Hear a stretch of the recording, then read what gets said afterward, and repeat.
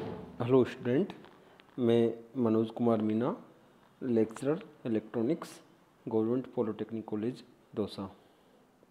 Students, हम लोग जो पिछले लेक्चरर हैं उनमें हम लोगों ने पिछले लेक्चर में पढ़ा था स्टेबलाइजेशन टेक्निक।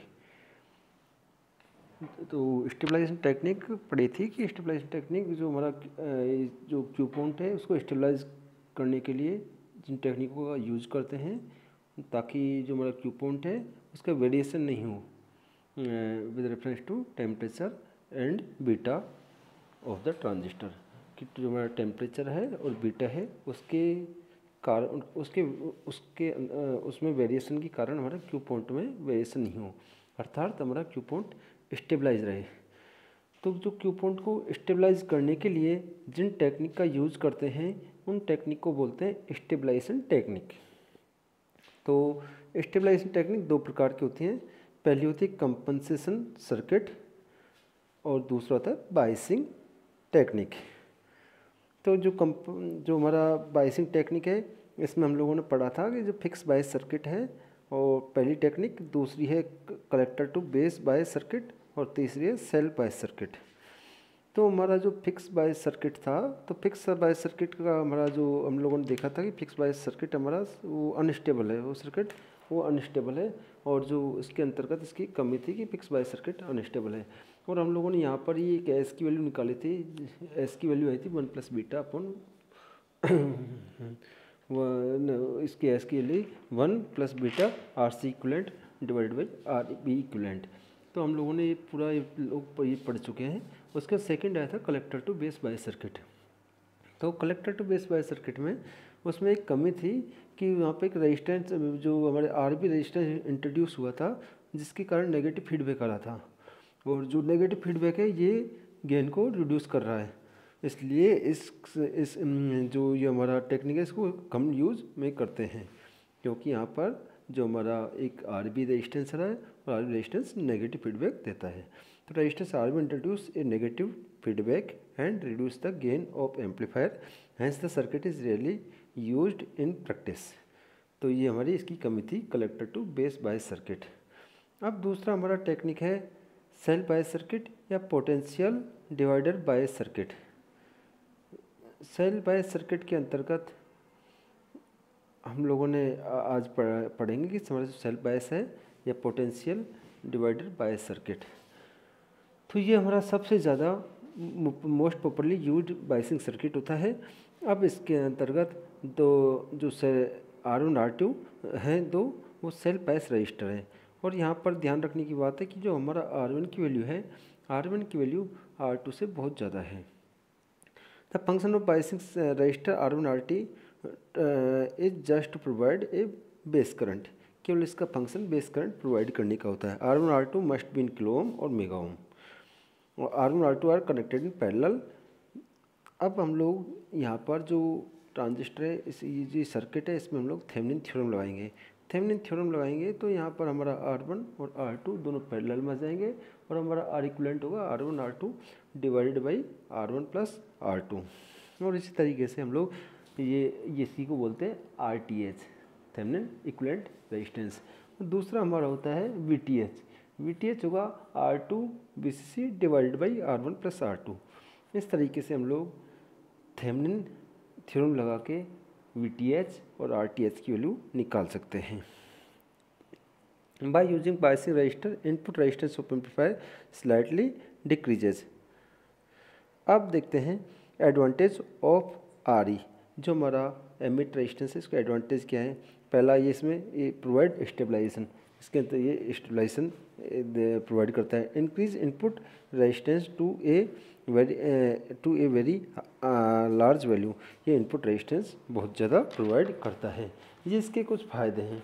अब इसका जो डिसएडवांटेज देखते हैं, डिसएडवांटेज के में इसके अंतर्गत आता है कि ये नेगेटिव फीडबैक प्रोवाइड करता है RE, इसलिए यहाँ पर वोल्टेज गेन कम होता है।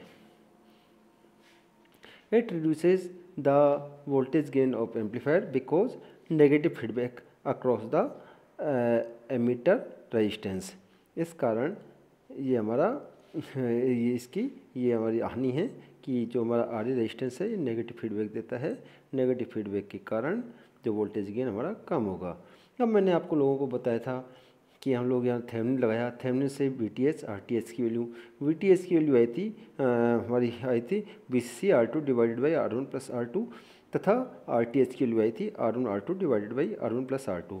ये आप लोगों को यदि इसको देखना है तो नेटवर्क में एक बार थेवेनिन थ्योरम को देख सकते हैं। अब हम लोग जो हमारा इक्विवेलेंट सर्किट आ गया, जो बेस में IB करंट जा रहा है, एमीटर में I करंट जा रहा है। अब देखते हैं, हम लोगों को पता है कि जो I की वैल्यू होती है 1 प्लस बीटा इंटू IB होती है। हम लोगों को एमीटर करंट की वैल्यू बेस करंट के उस बेस करंट के टर्म में निकालनी है, तो 1 प्लस बीटा इंटू IB होगा। अब VTH यहाँ पे केवीएल लगाया तो IB RTH plus VB plus I RE बराबर 1 plus beta into IB, VTH बराबर होगा IB RTH plus VB plus यहाँ पर I की वैल्यू पुट कर दिया तो ये चीज़ आ जाएगा। यहाँ से हम लोग IB की वैल्यू निकालेंगे तो IB की वैल्यू यहाँ से आएगी VTH माइनस के VB divided by RTH plus 1 plus beta into RE। अब देखो, हम लोगों ने पढ़ा है कि जो हमारा कलेक्टर करंट होता है, कलेक्टर करंट को बेस करंट के टर्म में निकालते हैं तो IC बराबर बीटा इंटू IB। और जो इसमें जो इक्वेशन में VTH है, VTH की वैल्यू मैंने आप लोगों को पहले ही बता दिया कि जब थेवेनिन लगाएंगे तो VTH की वैल्यू आएगी VCC R2 divided by R1 plus R2 और RTH जो थेवेनिन इक्विवेलेंट रेजिस्टेंस है वो होगा R1 R2 divided by R1 plus R2। अब हम लोगों ने, अब ये तो इनपुट में लगाया हम लोगों ने KVL, अब हम लोग आउटपुट में इसमें KVL लगा देंगे तो VCC बराबर होगा IC RC plus VC plus IE RE। ये KVL लगा दिया। अब मान लो हमारा बेस करंट बहुत ज़्यादा है, बेस करंट बहुत कम है, बेस करंट यदि हमारा बहुत कम है तो IE की वैल्यू IC के बराबर होगी, IE की वैल्यू IC के बराबर होगी और VCE बराबर होगा VCC minus IC RC plus RE। और यहाँ इस तरीके से थेवेनिन का मैंने आप लोगों को बता ही चुका हूँ। और हम लोगों ने एक इक्वेशन ड्राइव करी थी, जनरलाइज इक्वेशन S की जनरलाइज इक्वेशन आई थी S बराबर 1 plus beta divided by 1 minus beta del IB divided by del IC। ये जनरल इक्वेशन निकाली थी। इस इक्वेशन में हम लोग जो हमारा डेल IB और डेल IC की वैल्यू पुट कर देंगे तो हमारा ये S की वैल्यू निकल जाएगी। तो इसके लिए हम लोगों को जो हमारा इनपुट में है उसमें एक KVL लगाना पड़ेगा और उसके बाद उसको हम लोगों को डिफ्रेंशिएट करना पड़ेगा और डिफ्रेंशिएट करने के पश्चात में जो हमारा डेल IB है और divide by del IC, del IB और डेल IC की वैल्यू निकालनी पड़ेगी। और जो हमारा जो इक्वेशन है S बराबर 1 plus beta divided by 1 minus beta del IB divided by del IC में ये वैल्यू पुट करनी पड़ेगी।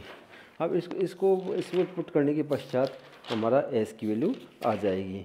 तो मैंने अभी आपको बताया है, उसको हम एक बार इसको कर लेते हैं यहाँ पे। तो ये जनरलाइज इक्वेशन हो गई। जनरलाइज इक्वेशन S बराबर 1 plus beta divided by 1 minus beta del IB divided by del IC, ये इसकी वैल्यू हो गई। अब हम क्या करेंगे, अब हम करेंगे कि जो हमारा KVL लगाएंगे, हमारा जो इनपुट में है इसमें KVL लगा देंगे। इसमें KVL लगाएंगे तो आएगा VTH। अब हमारा इसमें IB करंट जाएगा कलेक्टर में, IB RTH प्लस हमारा बेस और एमीटर के बीच में वोल्टेज है VB plus VB plus IB IE emitter का करंट इंटू RE।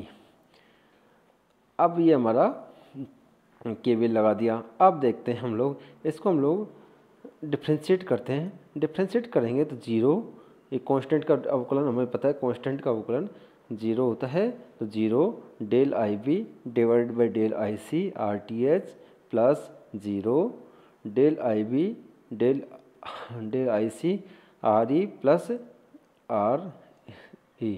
अब यहाँ से हम लोग इसकी वैल्यू को निकालेंगे और इसकी वैल्यू को निकाल del I B divide by del A C की वैल्यू को निकालेंगे और इस सर्किट में जो हमारी इक्वेशन है इसमें पुट कर देंगे। तो इस तरीके से हमारा एस की वैल्यू निकल के आ जाएगी।